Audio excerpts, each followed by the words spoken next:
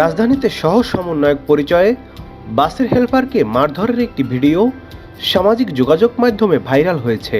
এ নিয়ে কটূক্তির শিকার হয়েছেন বৈষম্যবিরোধী ছাত্র আন্দোলনের নেতৃত্ব দেওয়া সমন্বয়ক সহ সাধারণ শিক্ষার্থীরা। তবে এবার প্রকাশ করা হলো সেই যুবকের পরিচয়।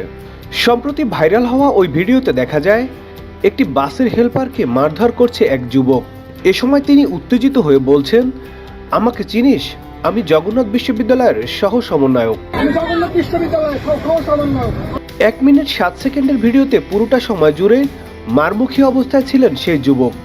জানা যায় হেলপারকে মারধর করা এ যুবকের নাম তৌসিফ শাকিল। সে জগন্নাথ বিশ্ববিদ্যালয়ের রসায়ন বিভাগের 2018-19 শিক্ষাবর্ষের শিক্ষার্থী।